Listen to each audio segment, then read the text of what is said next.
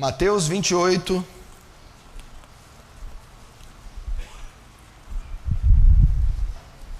no verso 18.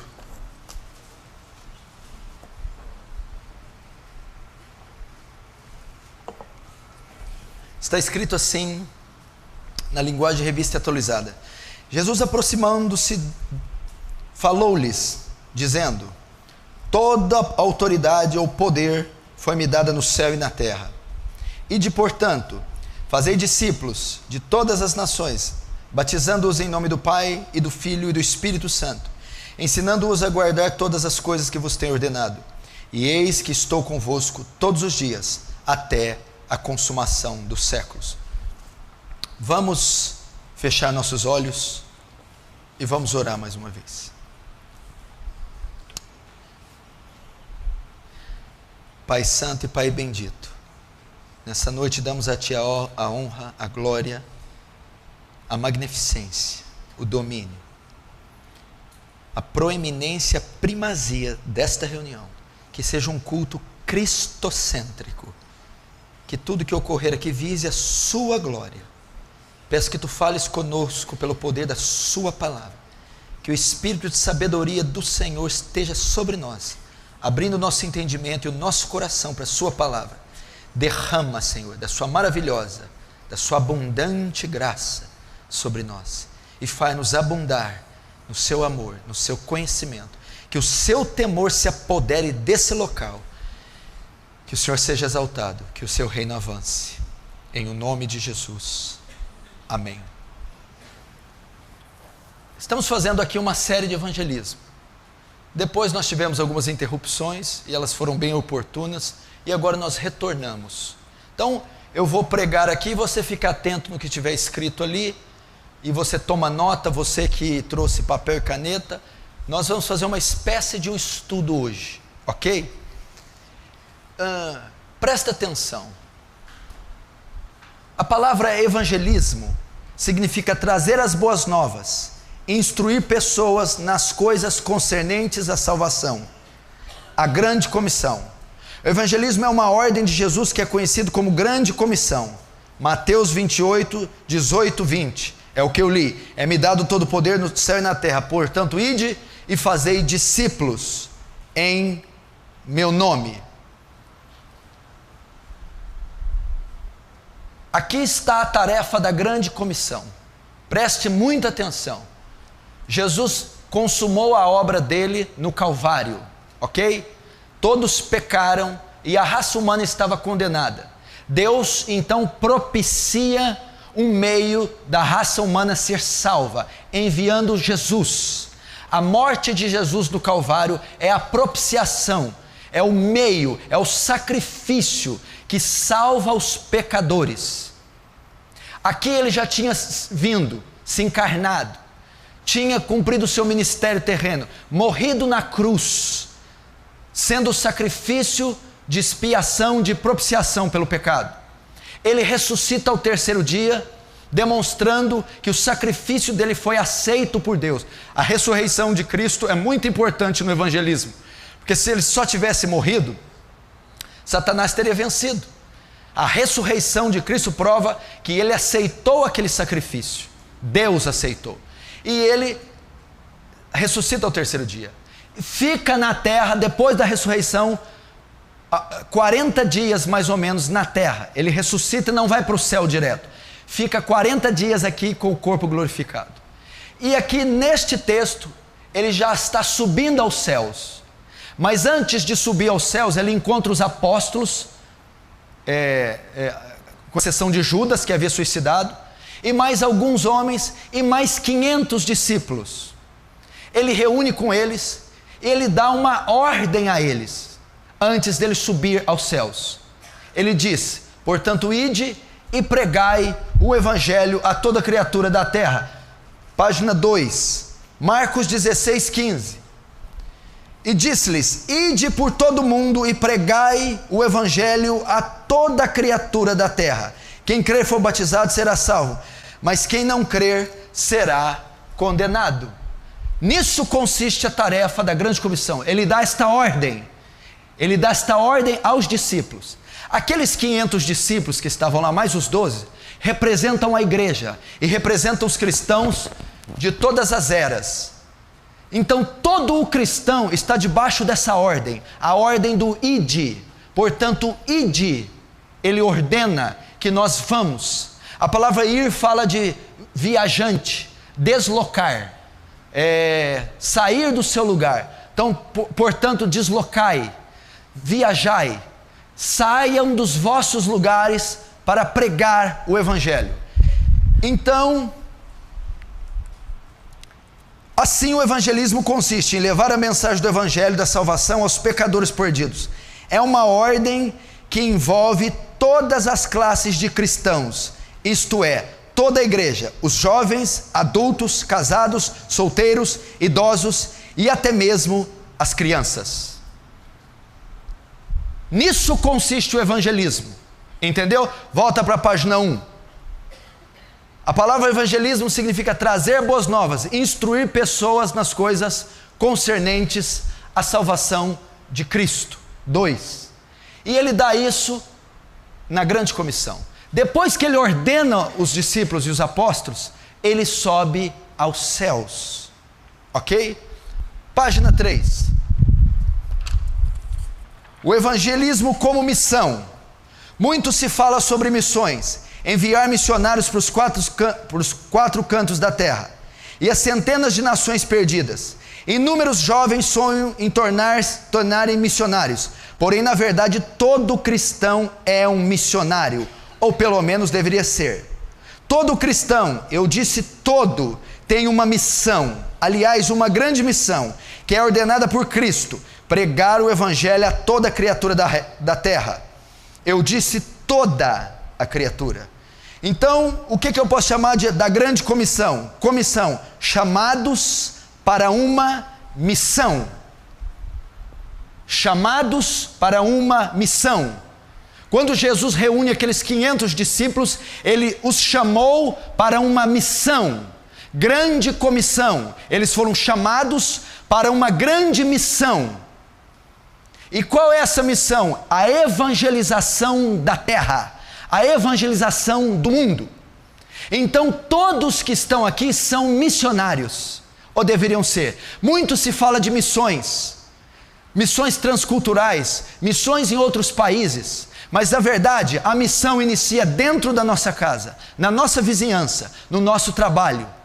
E qual é a nossa missão? Levar o aluno de escola, a tia, a mãe, o pai, o filho, o colega de trabalho, os perdidos em todo mundo, levar o evangelho a eles. Quando eu estou levando ao evangelho, eu me torno um missionário. Todos são missionários. Então a mensagem é para você. Você que está aqui precisa cumprir a tarefa da grande comissão. Por que ela é grande comissão? Por causa de duas coisas. Primeiro, ela é grande porque ela envolve a igreja toda. Toda a igreja está ordenada a evangelizar. Todo cristão converso está ordenado a evangelizar. Todo nascido de novo, todo membro de uma igreja bíblica cristã está debaixo dessa ordem. Ela é grande porque toda a igreja em todo o território mundial deve evangelizar. Ela é grande porque ela deve evangelizar toda a criatura da terra. Todos os seres humanos vivos têm que ouvir o evangelho. Devem ouvir o evangelho através da igreja. Então é uma grande ordem. Você precisa. Então quando Jesus morre e ele consuma a obra da salvação na cruz, ressuscita, ele aparece a esses discípulos e alguns momentos antes dele ascender aos céus, ele dá uma grande ordem. Aqueles discípulos representam a igreja ao longo de todos os séculos, e esta ordem se estendeu aqui hoje, aqui e agora, para essa igreja, para essa geração. Ele dá uma ordem que é chamada grande comissão, chamado a uma missão. Então ele chama a igreja, a Aliança do Calvário essa noite, a uma missão, a uma grande missão. Qual é a missão? A evangelização do mundo. Evangelizar quem? toda a criatura da terra, todas as pessoas que nunca ouviram o Evangelho, todo ser humano nascido de mulher deve ouvir o santo Evangelho da sua boca. É uma ordem você cumprir a tarefa da grande comissão. 4. O evangelismo como missão. Alguns anos atrás, em Lausanne, na Suíça, tivemos um concílio, tivemos uma conferência, reunindo vários líderes de diversas partes do mundo. E foram dias de conferência na Suíça. E eles sintetizaram a conferência, era uma conferência evangélica, que reunia líderes líderes evangélicos de todo mundo. Para você ter uma ideia, um dos personagens que estavam nessa conferência era John Stott, o maior apologeta do século XX, que morreu 2 anos atrás. E eles sintetizaram a conferência, que ela tratava de evangelismo e missões. Eles estavam se reunindo, preocupados com a condição do mundo e com as missões e o evangelismo. Então, ao final dessa conferência, eles sintetizam, eles resumem a conferência assim: o propósito de Deus é o evangelho todo. O propósito de Deus é que se pregue todo o evangelho. Atos capítulo 20, quando Paulo vai se despedir de Éfeso, igreja que ele ficou 3 anos, ele diz: vocês são testemunhas que eu não deixei de anunciar a vocês de noite e de dia todo o conselho de Deus, toda a escritura, toda a palavra. O propósito de Deus é o evangelho todo, o evangelho numa forma completa, o evangelho sem que nós omitamos alguma parte, todo o evangelho. O propósito de Deus é o evangelho todo, por toda a igreja.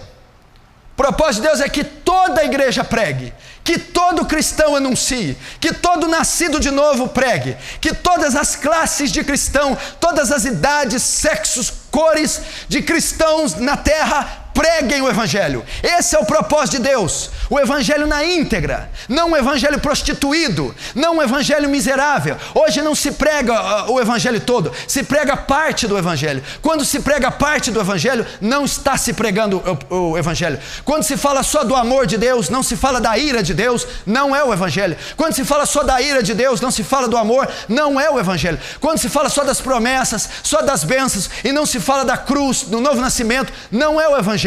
Quando se omite a regeneração, o arrependimento, a fé, quando se omite a santificação, não é o evangelho. O propósito de Deus é que você que está sentado aqui saiba todo o evangelho na íntegra. E o propósito de Deus é que você ensine todo o evangelho. O propósito de Deus é que toda a igreja, não existem chamados evangélicos, chamados evangelísticos apenas. Todos são chamados para evangelizar. É lógico que a igreja ilustra os seus 5 dons na era primitiva: apóstolo, evangelista, doutor, mestre e pastor. Mas uma vez que o Espírito Santo foi derramado, todos estão debaixo dessa ordem. Se tem alguém sentado aqui que não se preocupa com evangelismo e missões, que não evangeliza, que não ora por pecadores, que não sai às ruas a pregar, que não intercede, jejua pela conversão de quaisquer ímpios que sejam, você está em pecado. O propósito de Deus é toda a igreja. É o evangelho todo, por toda a igreja, por todo o mundo. O propósito de Deus é que não evangelizemos uma só região. Muitos querem evangelizar só a família, outros querem evangelizar só atletas, outros só querem ir na janela 1040, nos países muçulmanos, na Ásia, no Oriente Médio. Não, o propósito de Deus é todo mundo, todas as culturas, todas as etnias, todos os povos, todos os municípios, vilarejos, aldeias. Todo mundo tem que ser evangelizado, desde o Alasca, nos esquimós, até nos países da África, no Sudão, desde a América do Sul, a ilha da Groenlândia, todo o mundo, toda a área geográfica, onde estiver um habitante, um homem, uma mulher, um jovem, uma criança ou um idoso. O propósito de Deus é que saiamos às searas. Jesus disse: Vede, vocês dizem que falta 6 meses para a ceifa, mas olhai e vede, os campos brancos estão, a seara está madura, em todos os territórios temos searas, temos trigo para colher, são as almas que estão aí perdidas, todas elas necessitam ouvir a salvação. O propósito de Deus é o mundo todo, e o propósito de Deus é a cada criatura, é por todo o evangelho todo, por toda a igreja, por todo mundo e a cada criatura. Não podemos fazer distinções de classes, não podemos fazer distinções de raças, não podemos fazer distinções de cores, de credos. Toda criatura deve ser evangelizada, todo ser humano deve ser evangelizado. Nós temos uma dificuldade, evangelizamos aqueles que temos empatia, não evangelizamos aqueles que temos uma antipatia. Eu tenho uma antipatia, um desamor com minha sogra, com meu cunhado, com aquele fulano que trabalhou comigo que é um sem vergonha. Isso não existe. É toda criatura. Eu não dependo da minha empatia ou da simpatia, né, do outro para eu pregar. Ele disse: toda criatura da terra, todo ser humano. O indigente que passar na frente da entrada da igreja, o açougueiro que te atende todo dia, o homem da caderneta do supermercado, a vizinha, o aposentado, o credor, o cobrador, o guarda, o vigia, todos que você tem contado, todos os seres humanos necessitam ouvir o evangelho. A Bíblia diz que Deus não faz acepção de pessoas, logo a igreja dele não pode fazer. Agora deixa eu te dizer algo. Olha para a repartição que você trabalha de emprego. Olha para ela. Repartição que você trabalha como funcionário, patrão, como gerente, olha para ela.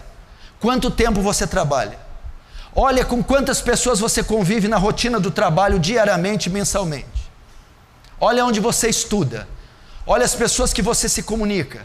Eu quero dizer, quantas dessas pessoas, alguns giram em torno de 10, 15, outros 200, 500, dependendo do seu ofício, ou a sua região, os seus vizinhos aos quais você tem um certo contato. Quantos são os que circulam a sua vida? Quantos? Quantos desses já foram evangelizados diretamente por você? Não é dar uma Bíblia, não é chamar para vir na igreja. Quantos foram diretamente evangelizados por você? A tarefa da grande comissão, a vontade de Deus, o propósito de Deus é que toda criatura seja evangelizada. O evangelho não é uma ordem de defesa, não é uma ordem ofensiva, é um ataque. Eu tenho que ir, eu tenho que me deslocar, eu tenho que desferir o ataque. Quantas dessas pessoas, desses alunos, professora, inspetores, diretores escolares, amigos de trabalho, amigos de matérias, de estudo, repartições, quantos foram por você evangelizados? Quantos foram por você intercedidos? Quantos deles você chorou, jejuou, orou, investiu, pregou, convidou e fez como o apóstolo Paulo: sofro dores de parto para Cristo ser gerado em vós? Quantos? Oswald Smith diz que, e o irmão André, que é um absurdo alguém na terra possuir 2 Bíblias quando existem milhares que não têm nenhuma. É um absurdo pessoas ouvirem o evangelho mais de 2 vezes quando existem pessoas que não ouviram nenhuma. Nós ouvimos o evangelho, alguns aqui já ouviram mais de 50.000 vezes. Tem pessoas na terra que não ouviram nenhuma só vez. Nenhuma só vez. É inadmissível você estar plantado onde está plantado e não evangelizar. Você é o missionário do seu trabalho. Você foi enviado, Deus não te mandou embora do emprego quando você se converteu. Você continua estável no mesmo emprego, na mesma classe, na mesma turma, no mesmo lugar, porque é ali a sua missão. Você é um missionário da sua faculdade, você é um missionário do seu balcão, um missionário da sua loja, um missionário da sua vizinhança, um missionário da sua casa. E se o sal for insípido, o sal que está lá, esse missionário, não salgar, não dar sabor, não influenciar, será pisado. Ninguém esconde uma lamparina debaixo de uma mesa. Você está ali para brilhar sobre os homens, influenciá-los.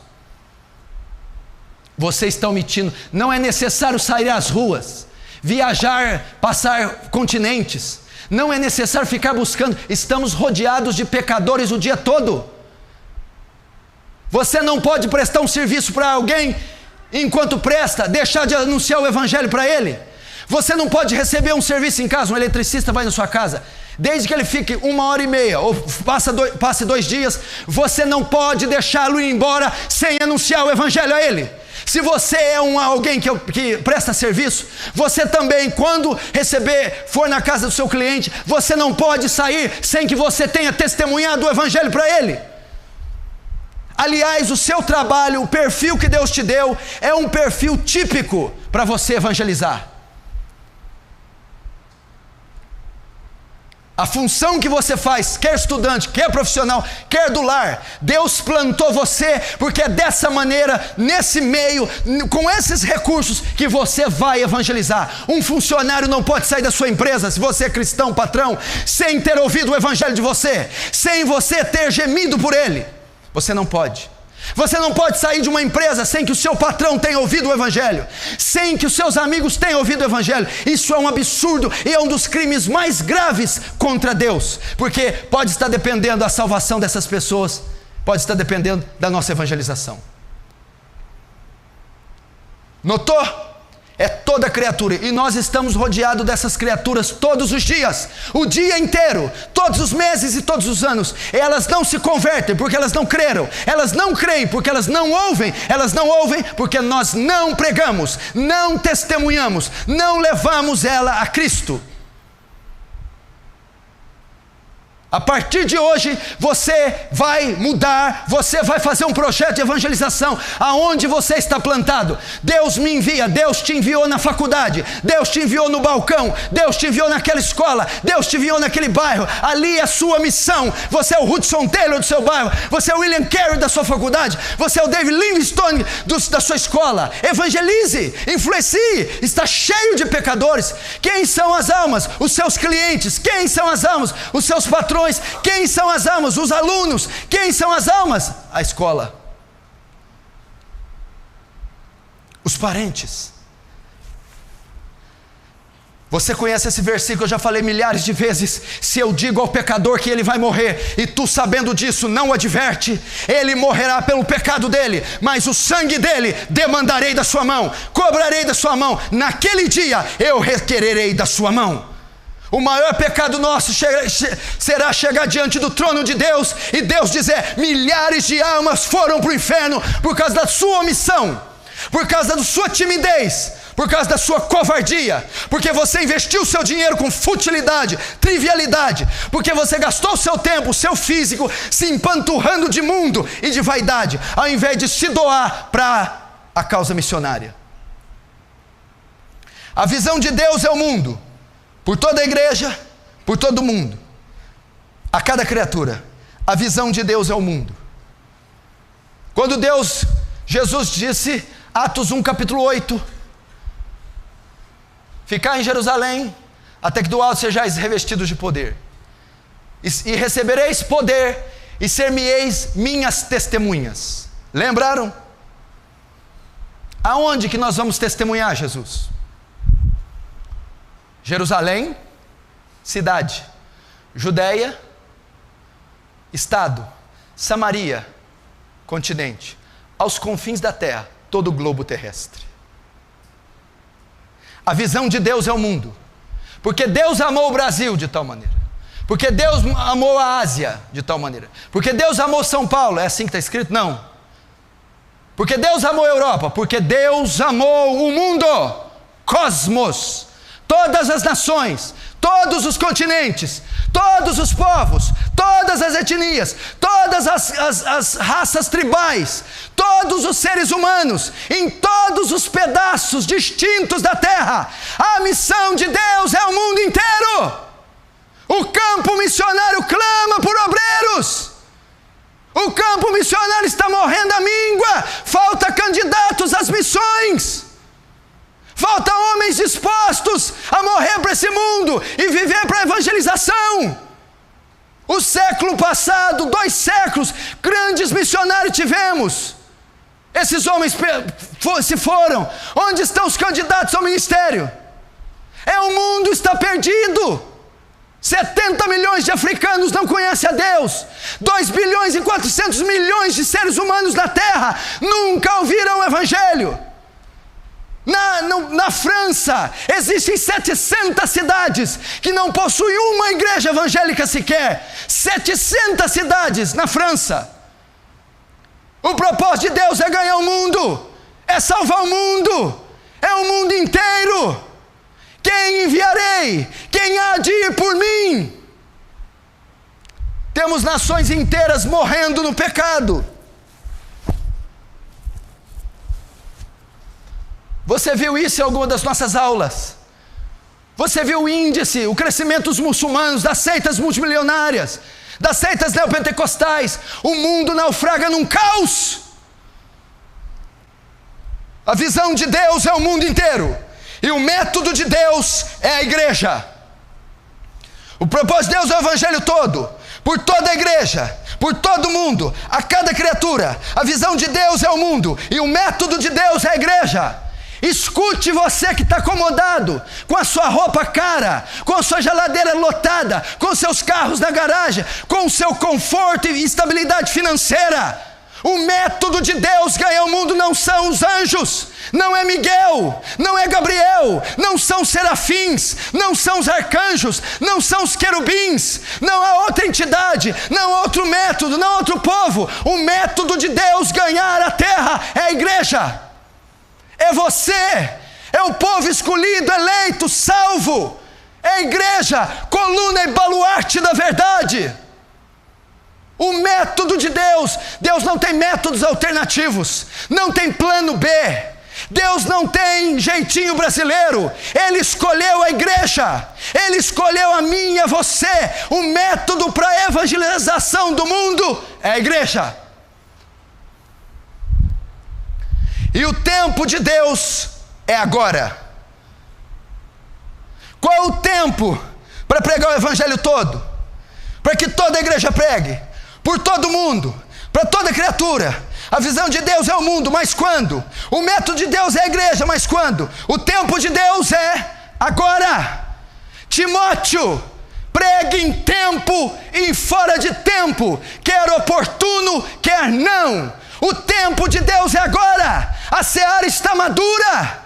Vejam aí os povos. É hoje, na hora do lanche. É hoje no semáforo. É hoje num cruzamento. É hoje na casa da tia, do avô, do pai. É agora. Anuncie a boa nova da salvação agora. É amanhã cedo, no almoço à tarde. É terça. O tempo de Deus para a evangelização é agora. Não perca mais tempo, chega, invista, junte um dinheiro, compre material, Bíblia, CDs, folhetos, viaje, vai, evangelize, presenteie, convide, pregue, agora. O tempo de Deus é agora. É agora. Por que o tempo de Deus é agora?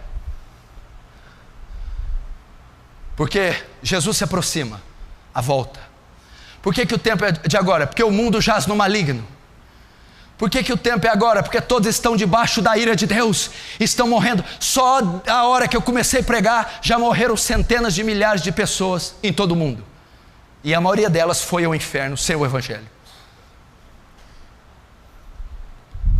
O tempo de Deus é agora. Portanto, ide. É uma ordem imperativa, não pode ser recusada.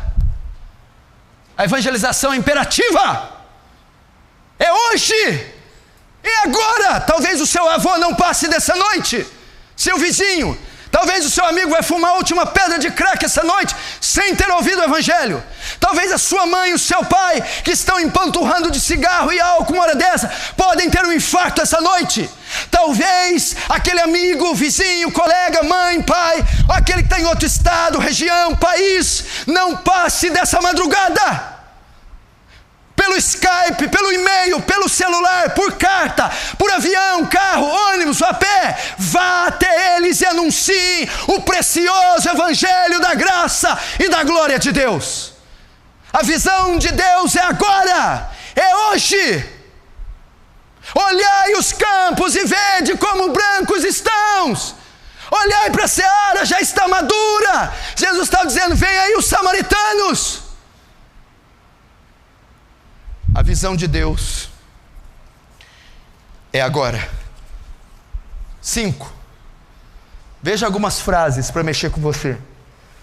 Primeiro, John Wesley. Olha o que John Wesley disse: tua tarefa única na terra é essa: salvar almas.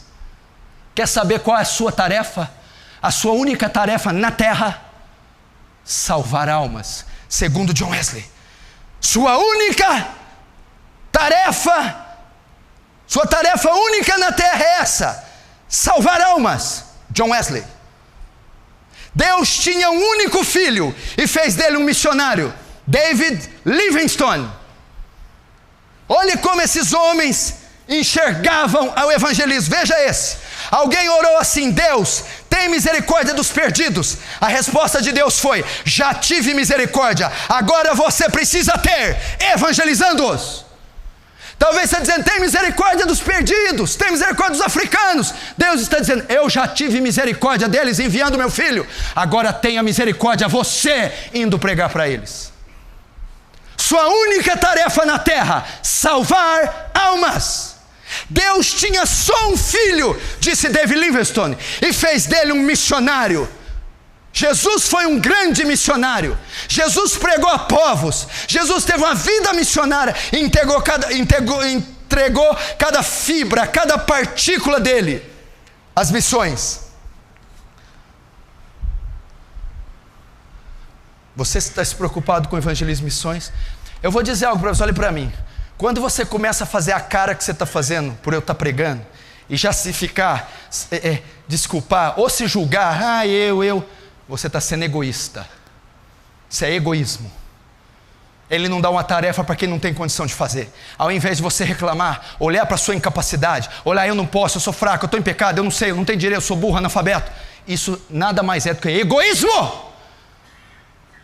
Porque Ele só quer que nós nos disponhamos. Disponha-te.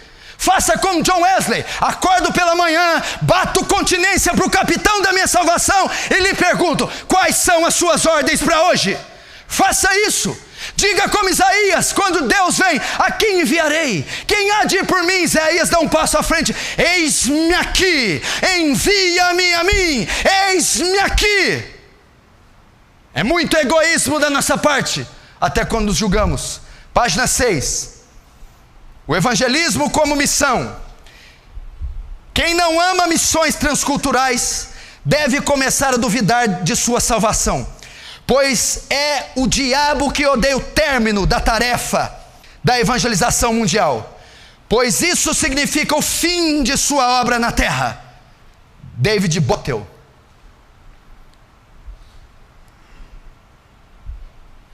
Será que você não ama missões transculturais? Você não se preocupa com a perdição dessas pessoas na terra? Dos milhares de africanos, hindus, asiáticos, coreanos, perdidos. Na Índia tem 300 milhões de deuses. Eles não têm noção de Jesus, de cruz, de madeiro, de sangue. Eles adoram animais, serpentes, bois, vacas, porcos, crocodilos. Olha o que o Oswald Smith diz: Deus quer a evangelização do mundo, mas se você recusa sustentar as missões, você se opõe à vontade de Deus. Oswald Smith.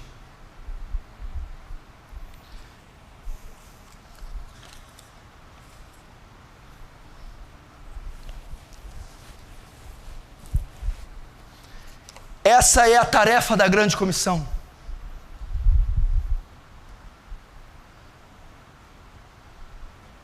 Seu propósito na terra: pregar o evangelho.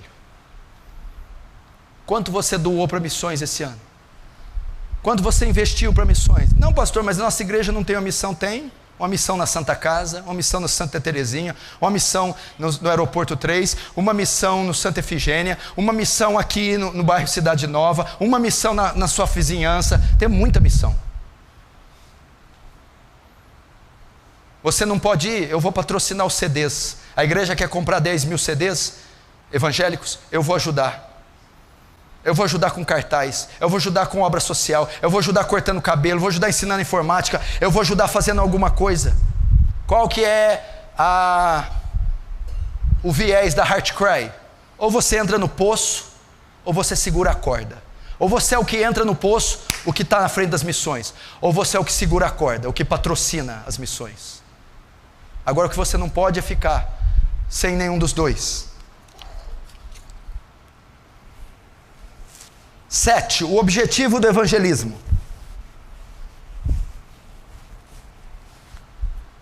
Marcos 1, verso 14 e 15. Ok? Então, nisso consiste a tarefa da grande comissão. E ela é para o mundo todo e para toda a igreja. É para todos que estão aqui. Meu irmão, se você continuar calado, no dia do juízo vai ser um espetáculo de terror para você, meu irmão. Abre a sua boca e lança a semente. Lança a semente nesse mundo caído. Abra a tua boca como um arauto, como um profeta. Joel capítulo 2: tocai a trombeta em Sião, perturbem-se todos os moradores da terra, testemunhe do evangelho para essa geração perdida. Senhoras, não se desculpem da idade. Adolescentes, não se desculpem da situação financeira. Adultos, casados, não se desculpem pelo seu lar. Preguem o evangelho. Qual que é o objetivo do evangelismo? O propósito do evangelismo, o ID. No que consiste? Vamos ver. Marcos 1,14. Veio Jesus para Galiléia pregando o evangelho do reino e dizendo, olha o que estava dentro da mensagem de Jesus: o tempo está cumprido e o reino de Deus está próximo. Arrependei-vos e crede no evangelho. Foi o que Jesus anunciou. Olha lá, o evangelismo consiste em levar os pecadores ao arrependimento e à fé, como está descrito no texto acima. Sua primeira mensagem, após 30 anos, foi: arrependei-vos e credes no evangelho. Jesus estava trazendo à consciência dos homens seu estado de perdição e condenação, chamando-os a se arrepender e crer na mensagem do reino de Deus. Só assim eles poderão se salvar. Olhe para mim. Jesus ficou 30 anos oculto, a não ser a parte que os evangelhos quiseram relatar, com 12 anos ele ensinando os doutores no templo. Mas os 30 anos de Jesus foram ocultos. Nasceu de uma virgem como um bebê.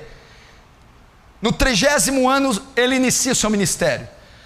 Jesus ficou por 30 anos calado, 30 anos quieto, 30 anos Jesus não falou nada. 30 anos depois, quando ele inicia o ministério, ele vai pregar o seu primeiro sermão, a sua primeira mensagem evangelística. Qual era a sua primeira mensagem depois de 30 anos calado? Arrependei-vos e credes no evangelho. O evangelismo consiste, aprenda, é um estudo, é uma lição, em levar os pecadores ao arrependimento e à fé. Nisso consiste o evangelismo. Levar os pecadores ao arrependimento e à fé. É isso. A primeira mensagem de Jesus não foi: deixa eu entrar no seu coração, por favor. A primeira mensagem de Jesus não foi: eu vou te dar uma casa, um carro. Não foi esse o método de evangelismo de Jesus. Jesus podia dizer: no tempo o reino de Deus está próximo, o tempo está cumprido. Quem quer abrir o coração para eu entrar? O reino de Deus está próximo, o tempo está cumprido. O tempo está cumprido, o reino de Deus está próximo.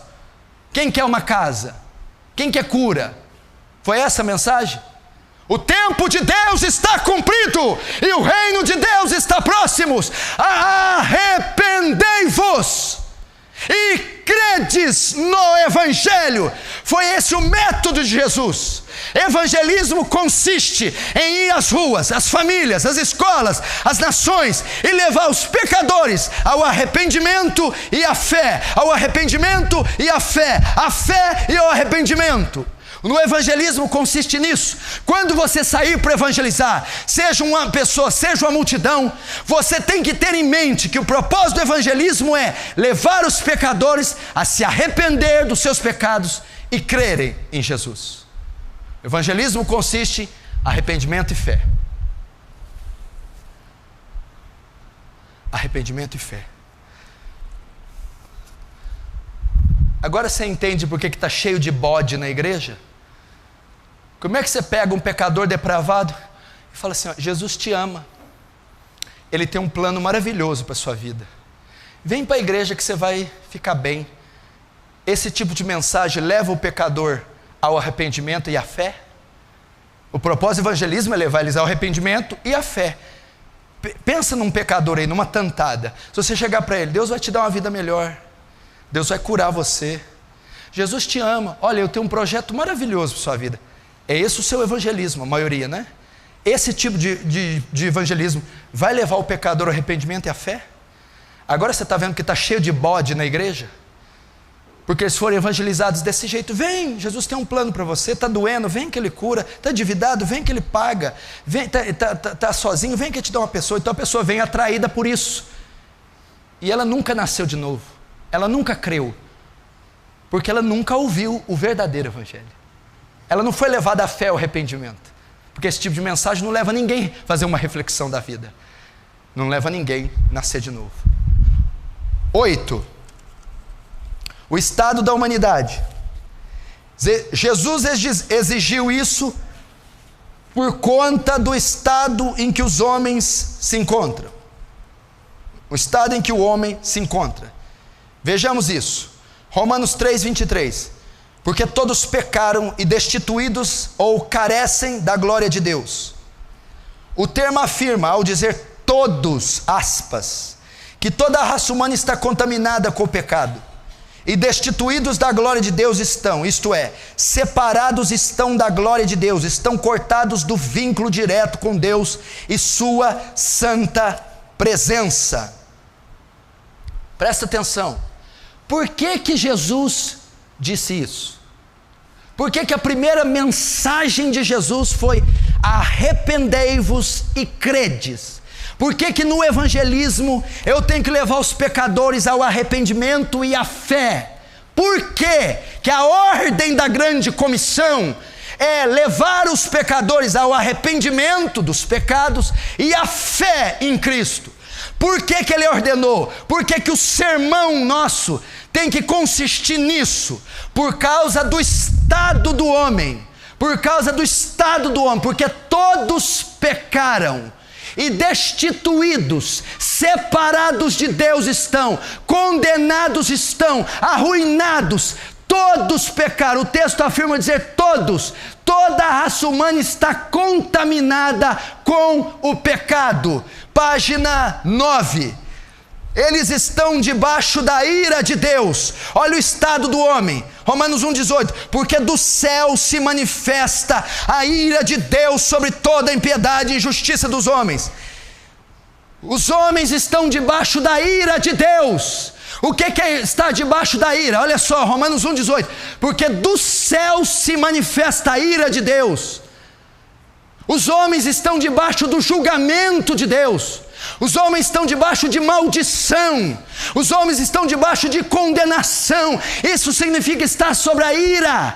Deus tem uma contenda contra deles. Deus os vai julgar. Deus os vai condenar. Deus os vai matar.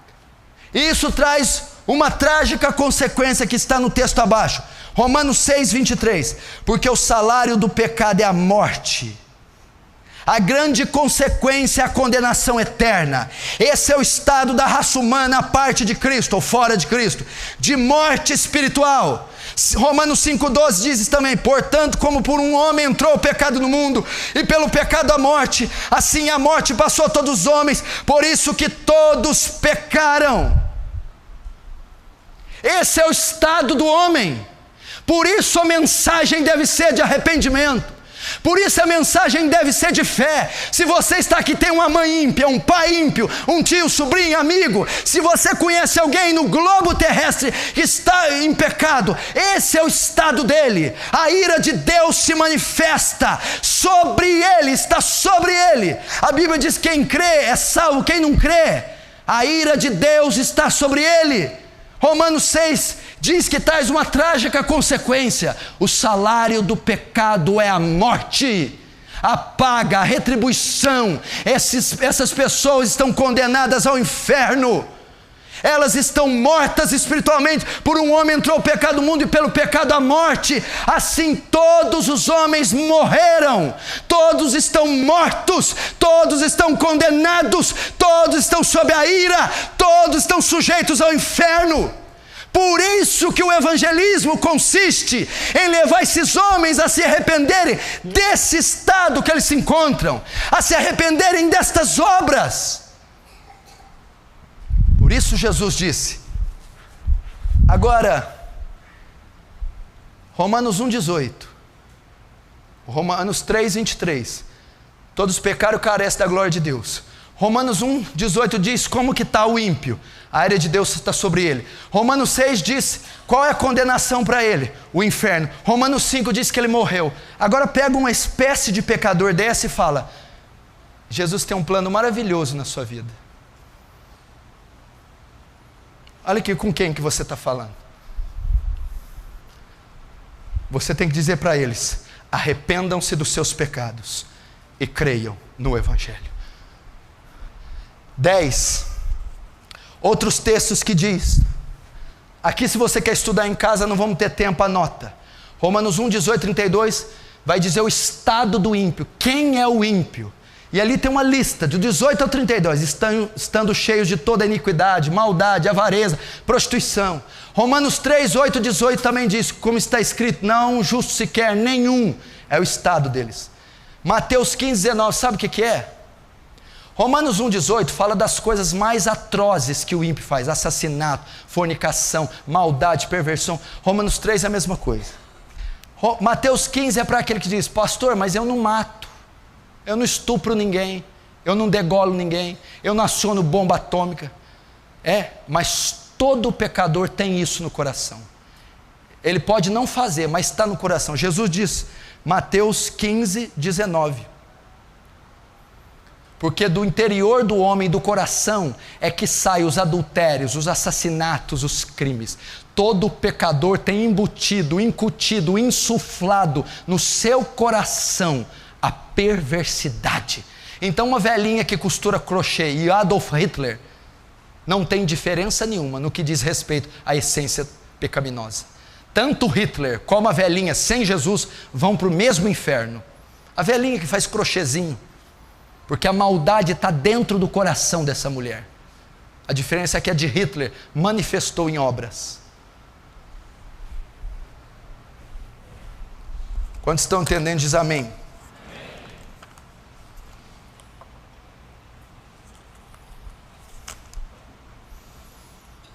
11.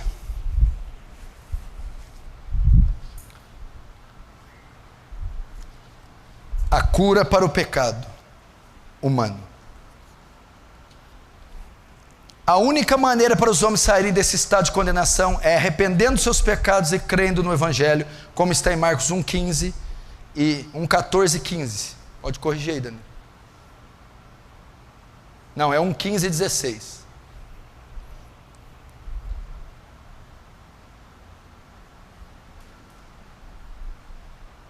Amém?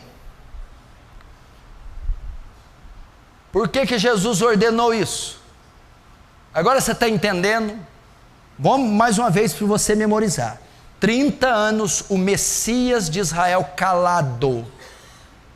30 anos sem divulgar ou sem manifestar o seu ministério pessoal. 30 anos depois ele vai pronunciar o primeiro sermão. Qual é? Arrependei-vos e credes no Evangelho. Toda vez que você sai com um folheto na rua, a Bíblia na mão, um CD, toda vez que você fazer uma visita para um pai amigo ou para um povo e for evangelizar, você tem que ter em mente uma coisa: eu devo levá-los ao arrependimento e à fé. Tudo que eu for falar tem que levar eles a arrepender-se e crerem, a arrepender-se e crerem. O evangelismo consiste nisso. Então, quando você preparar seu esboço, seu sermão, qualquer coisa que seja, tem que ser algo que vai levar essas pessoas a se arrependerem e crerem. A cura para o pecado humano. A única maneira para os homens saírem desse estado de condenação é se arrependendo dos pecados e crendo em Jesus Cristo. Por que o pecador deve se arrepender e crer? Por quê? Por que ele precisa se arrepender ou crer?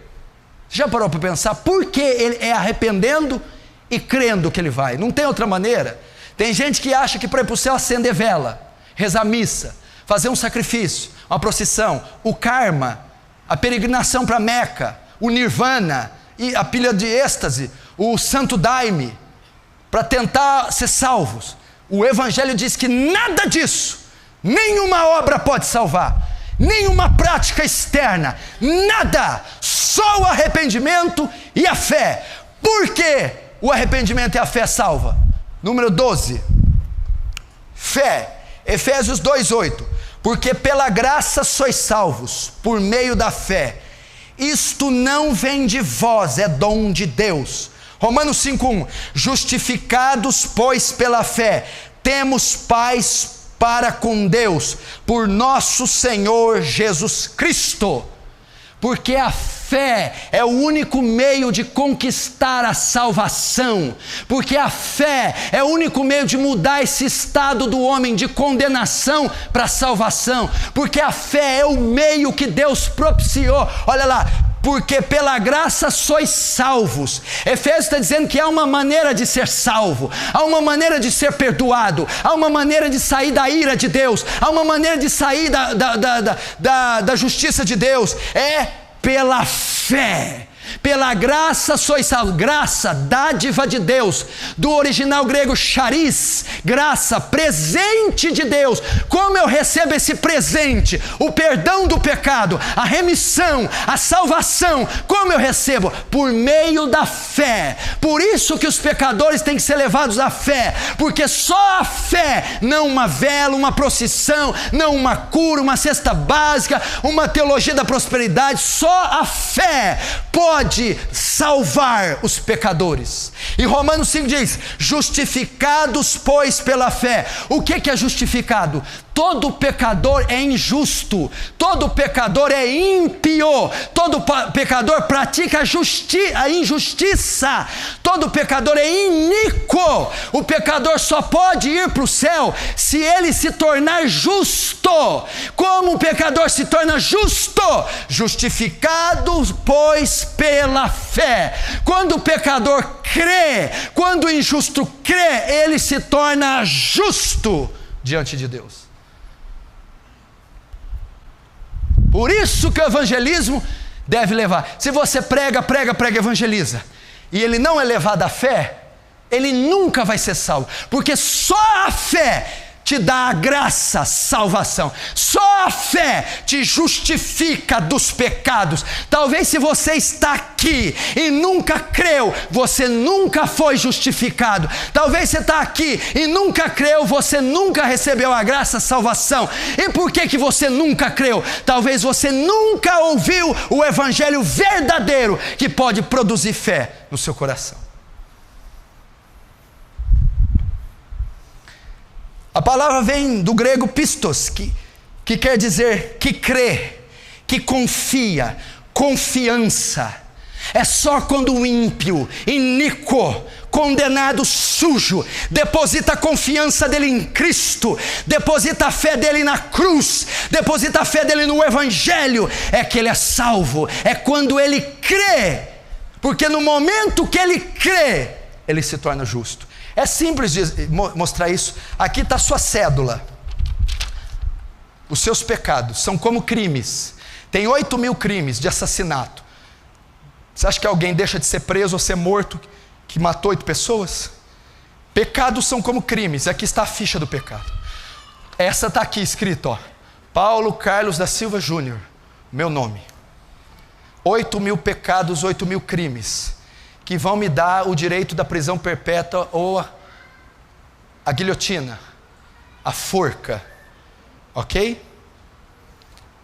Está aqui. Isso segundo a justiça do mundo. 8.000 crimes, aqui está minha dívida. Eu morro com ela. Agora vamos transferir para lá. Aqui está minha lista de 8 bilhões de pecados que dão-me direito de eu ir 8 bilhões de vezes para o inferno. É a minha ficha de pecado. 8 bilhões, é minha.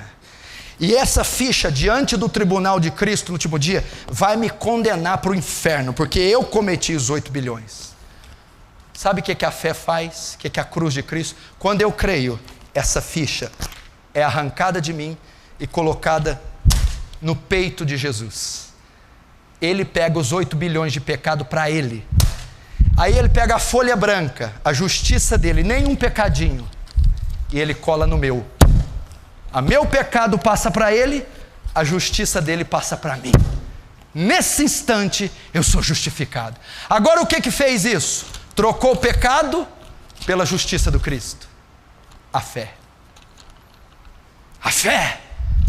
Olha o poder da fé. Olha o poder da cruz, igreja. Olha o poder do evangelho. Olha o poder daquele sangue. Eu não admito que nenhum saia daqui essa noite sem que receba o evangelho da graça, sem ser salvo. Basta você crer e você é justificado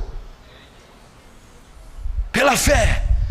Por isso que a missão da igreja é levar os pecadores à fé. A fé. 13. Fé e arrependimento. Agora, o arrependimento. Por que temos que levar os pecadores a crerem? Porque a fé cancela o pecado. Segundo, arrependimento. Por que temos que levar os pecadores ao arrependimento? Vamos ler. Atos 3,19. Arrependei-vos, pois, e convertei-vos. Olha lá, arrependei-vos. Ele está mandando, Pedro. Para quê? Por que tem que arrepender? Para que sejam apagados os vossos pecados, e venham assim os tempos de refrigério, pela presença do Senhor. Palavra arrepender no grego, metanoio. Mudar de pensamento, voltar-se. É uma mudança de atitude do homem para com Deus e na sua maneira de viver.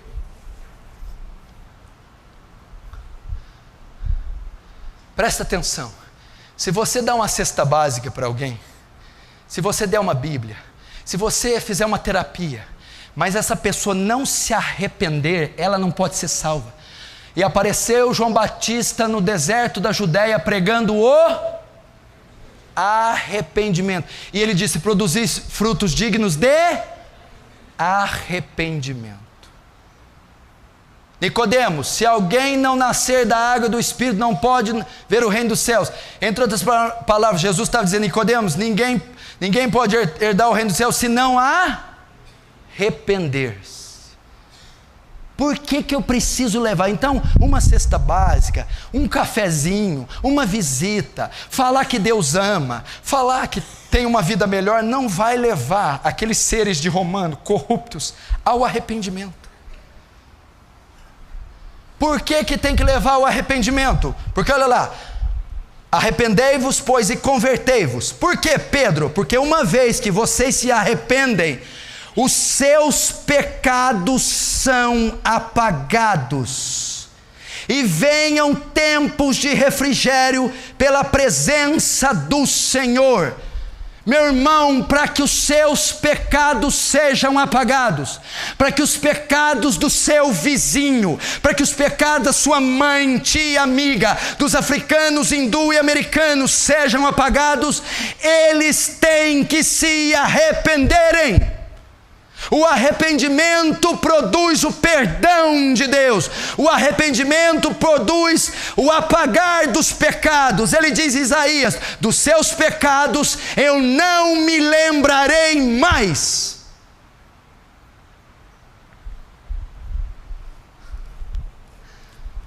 Então o evangelismo consiste nisso. Você vai levar a pessoa. Primeiro, é uma tarefa da grande comissão. Segundo, é para toda a igreja pregar. Terceiro, é para pregar em todo mundo. Quarto, para qualquer pessoa e criatura. Quinto, o tempo é agora. No que consiste o evangelismo? Levar os pecadores ao arrependimento e à fé. O primeiro sermão de Jesus. Portanto, o tempo está cumprido, o reino de Deus está próximo. Arrependei-vos e credes. Por que eu tenho que levar o arrependimento e a fé? Porque a fé justifica o pecado, apaga o pecado, transfere para Cristo. Por que eu tenho que arrepender? Porque quando eu me arrependo, meus pecados são cancelados. Se você prega para uma pessoa, prega para mim, e não percebe que ele está mudando, que está se arrependendo, ela não se converteu, ela não se converte. Meu irmão, quando você vai evangelizar alguém, você tem que chorar de joelhos dias e noites, dizendo: Senhor, leva essa criatura ao arrependimento, leva ao arrependimento, a mudança de pensamento, metanoio, mudar, voltar-se, converter-se, mudança de atitude, mudança do homem para com Deus, mudança na sua maneira de viver. É só quando essa pessoa muda, é só quando essa pessoa volta-se, quando ela se converte, quando ela muda o seu pensamento, que ela é salva, que os pecados são apagados. Então a sua luta com a sua mãe, com seu tio, vizinho, seu ministério, as missões, é levar esse povo a se arrepender, a voltar-se contra o seu pecado, a voltar-se para Deus, a mudar seu pensamento. Arrependimento.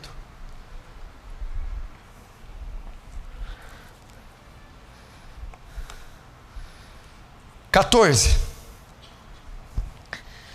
Porém, como os pecadores são levados ao arrependimento e à fé? Como eles se arrependem?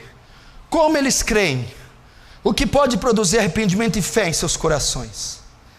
Tais questões são de extrema importância, pois Jesus, em seus primeiros sermões pregados, chamou os pecadores ao arrependimento e à fé, mostrando que sem isso não poderiam ser salvos. Ok? Você está vendo a sequência que nós estamos fazendo, né? Você está vendo?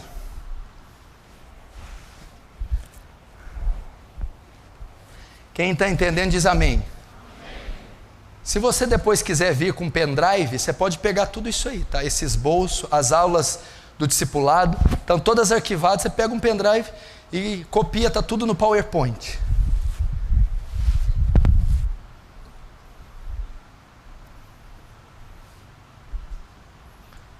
Entendeu? Tarefa da grande comissão, obrigação da igreja, toda a igreja, para todo mundo, agora. Evangelismo é levar a mensagem de Cristo às pessoas. É uma grande comissão. Jesus deu uma ordem para a igreja, primeiro os 500, e se estende para toda a igreja de todas as eras, para nós. Você está debaixo dessa ordem.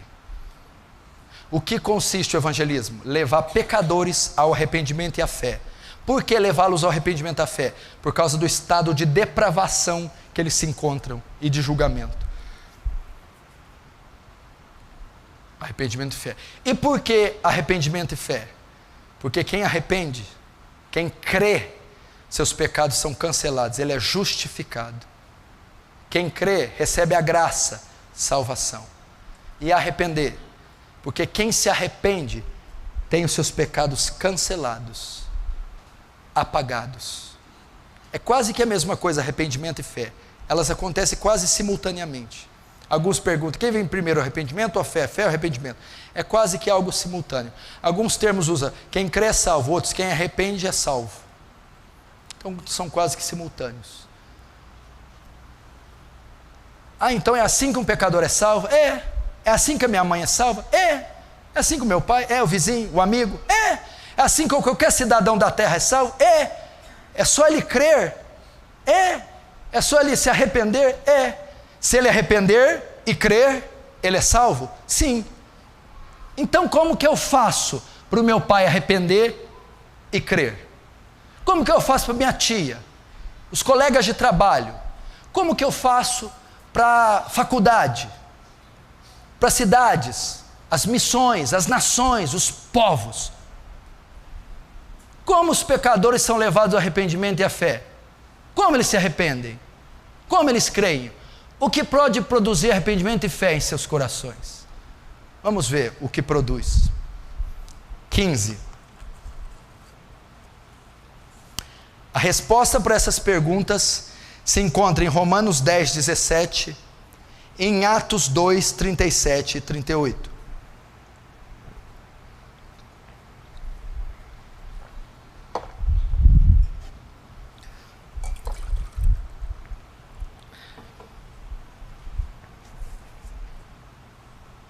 16.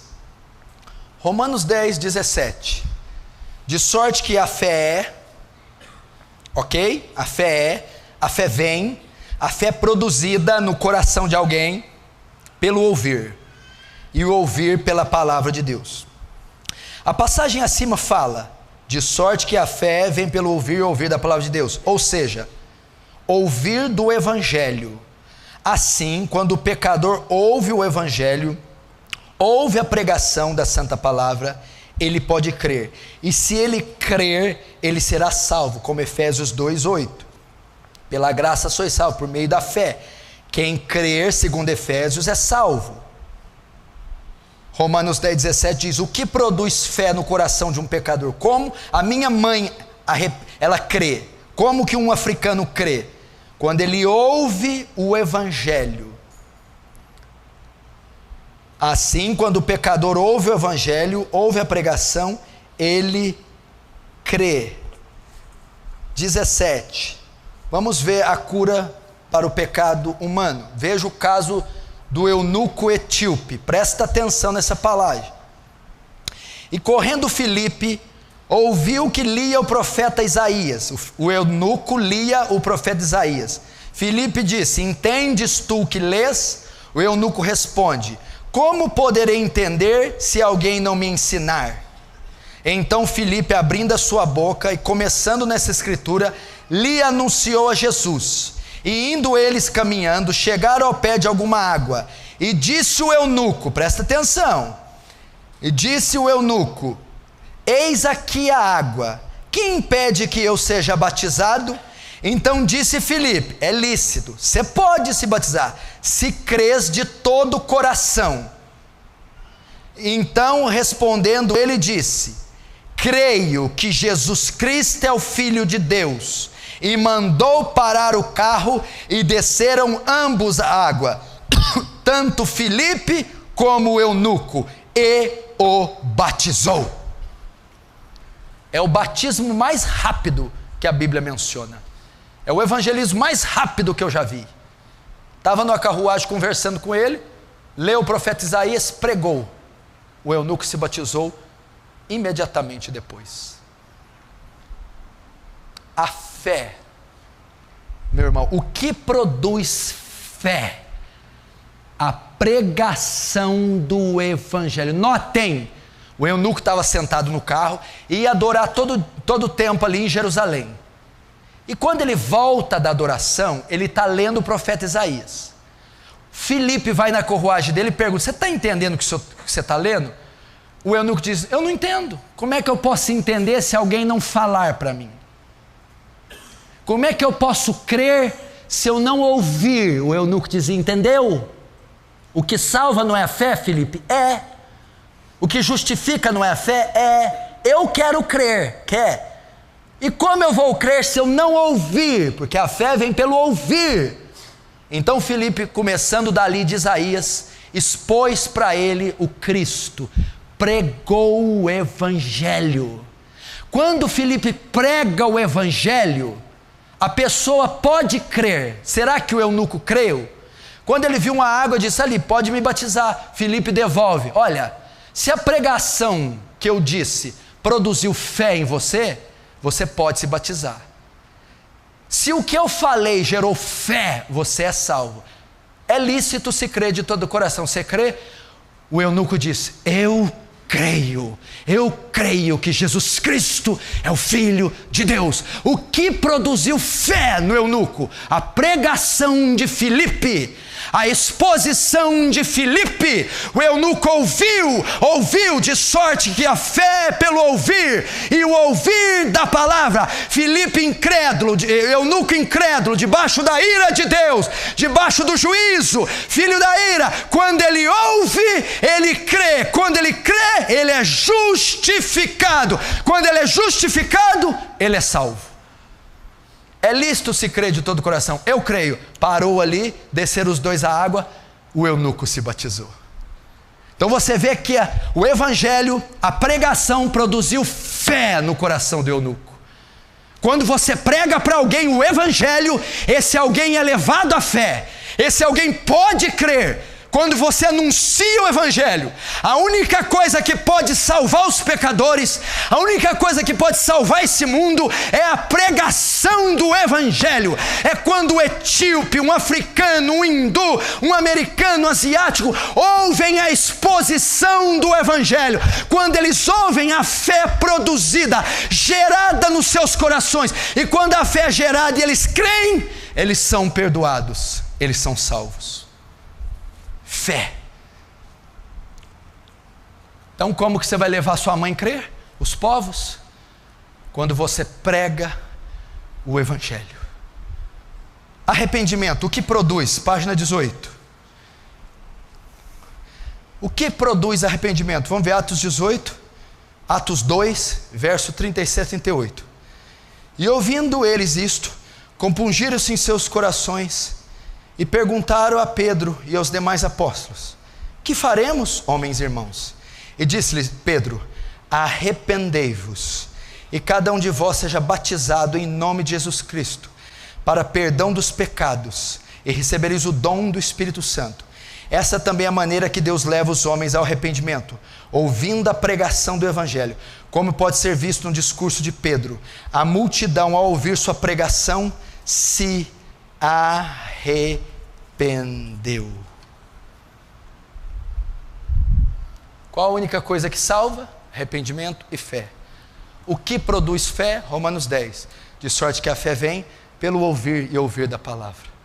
O eunuco ouviu, quando ouviu creu, quando creu foi salvo. O que salva? Arrependimento. O que produz arrependimento? O ouvir da palavra. Primeiro sermão de Pedro, Atos 2. Tinha 3.000 pessoas, mais de 3.000 ouvindo. Olha lá. E ouvindo isto, eles compungiram-se em seu coração.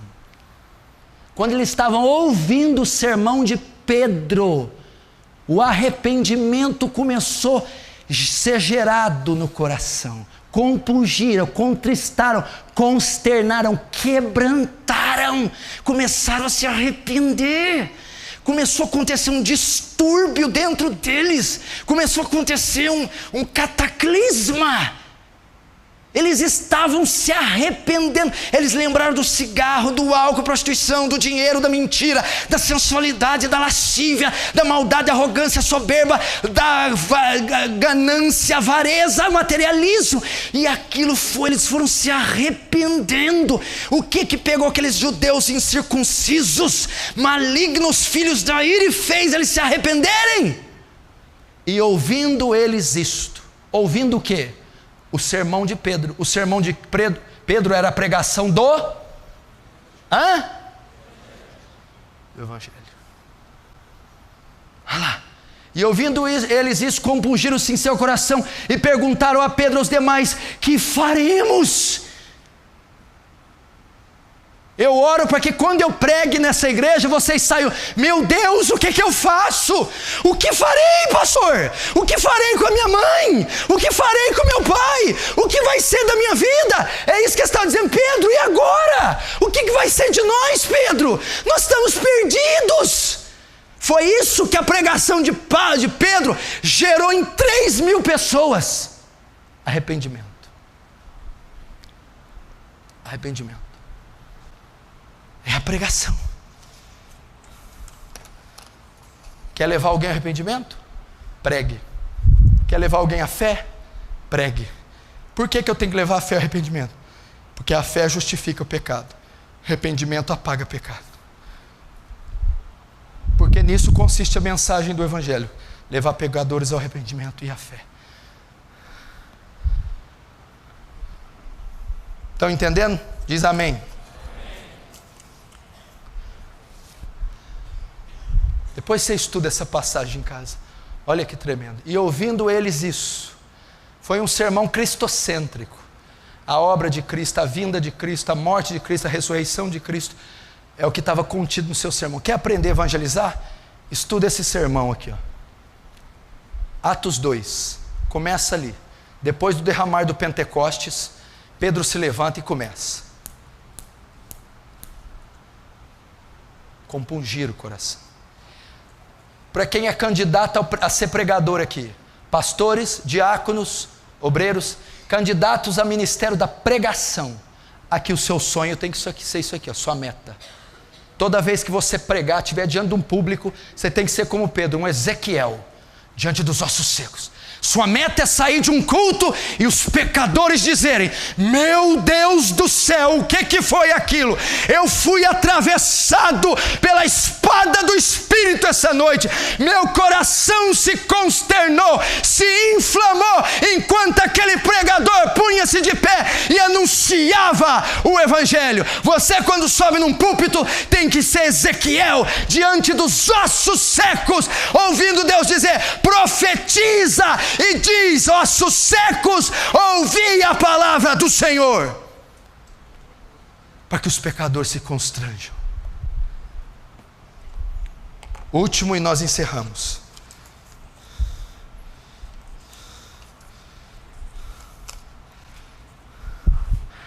Portanto, a maneira que Deus leva o pecador ao arrependimento é a fé. Aquilo que produz arrependimento. Portanto, a maneira que Deus leva o pecador ao arrependimento e a fé, aquilo que produz arrependimento e fé, é a pregação do Evangelho, como está escrito em 1 Coríntios 1, 21. Paulo está na cidade grega, Corinto. Corinto é a cidade, Corinto, Atenas, Éfeso, a cidade dos eruditos, a capital da intelectualidade mundial, terra de Sócrates, Platão, Péricles, Epimênides, terra da ciência, da filosofia. E ele vai dizer para aquele povo: vocês estão esperando tanta coisa, mas Deus salva pecador por uma coisa que é uma loucura. Para vocês é uma loucura, visto como na sabedoria de Deus, o mundo não conhecia a Deus pela sua sabedoria. Aprova a Deus salvar os crentes pela loucura da pregação. É a pregação do Evangelho que salva, é a pregação do Evangelho que leva à fé, é a pregação do Evangelho que leva ao arrependimento, é a exposição do Evangelho, é a loucura da pregação. Que tenhamos loucos em nosso meio, para a partir de amanhã começar a incendiar essa cidade, loucos pregando as boas novas nos 4 cantos dessa terra, loucos subindo em caixotes, em tijolos, e anunciando a salvação que vem de Sião. Aprove a Deus salvar a humanidade pela loucura da pregação. A pregação que leva ao arrependimento, a pregação que leva à fé, a pregação do Evangelho. A pregação.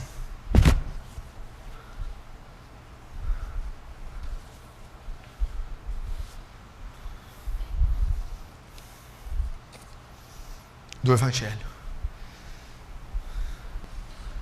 Presta atenção. Olha, escuta. E há de ser que todo aquele que invocar o nome do Senhor será salvo. Se a sua mãe invocar a rua, ela será salva. Se o seu pai invocar marido, ele será salvo. Se os seus irmãos invocar Josué, eles serão salvos. Mas peraí, mas como invocarão em quem não creram? Nem sei da existência dele, como é que eu posso invocá-lo? Como invocarão quem não crer? E como crerão, Josué, se não ouvirem? E como ouvirão, Cláudio, se nós não pregarmos? Entendeu? E como pregaremos se nós não formos até eles? Quão formosos são os pés daqueles que anunciam boas novas. Primeiro, você tem que ir. Segundo, você tem que pregar. Terceiro, quando você pregar, eles ouvirão.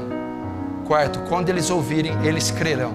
Quinto, quando eles crerem, eles invocarão.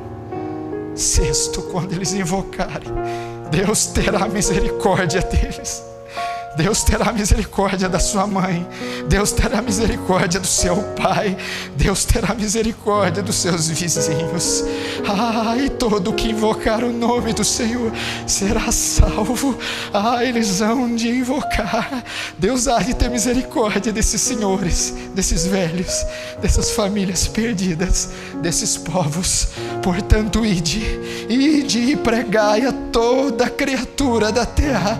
Pregue o Evangelho, pregue o Evangelho, pregue o Evangelho, pregue. Talvez o seu pai está esperando ouvir, para ele invocar, para ele crer, para ele ser salvo. Pregue. O último 20. Já vimos o que salva um pecador, o Senhor Jesus Cristo que salva, através do arrependimento e da fé. Este se manifesta quando ele ouve a pregação do Evangelho. Porém, no que consiste a mensagem do Evangelho? Qual o seu conteúdo, seu teor? O que significa o Evangelho? Isso vai ficar para o próximo domingo. Você aprendeu tudo. Agora, o que é pregar o Evangelho? O que é a notícia do Evangelho? É onde a maioria está falhando. Jesus te ama. Ele tem um plano maravilhoso. Ele vai curar você. Ele vai te dar uma casa. É assim que eles pregam. Será que essa é a mensagem? Nós vamos estudar semana que vem o que consiste a mensagem, o que é o Evangelho, o que você tem que pregar para o pecador. É falar que Jesus ama, é falar que vai dar um carro, é falar que cura, é só convidar para um culto. Porque a fé vem pelo ouvir, mas não é ouvir o Valdemiro Santiago, não é ouvir esses programas imundos. Eles não pregam o Evangelho. Fala para mim qual a última vez que você ouviu esses homens falar da cruz, da morte e ressurreição de Jesus. Eles só ensinam bênção, prosperidade e cura. Bênção, prosperidade e cura. Isso não é a mensagem do Evangelho. Então essas igrejas estão cheias de ímpios, bodes se passando por ovelhas. Porque o que leva a fé ao arrependimento é só a mensagem do Evangelho. Se eu ouço que Deus me dá uma casa, que cura meu caroço, que prospera a minha vida, não é a mensagem do Evangelho. Se eu não ouço a mensagem do Evangelho, eu não criei, nem me arrependi. Se eu não criei, não me arrependi, eu estou dentro de uma igreja sem ser salvo. Semana que vem vamos estudar. Se você quer, depois pegue um pendrive, passe aqui durante a semana, hoje ou no final das reuniões, e copie para você.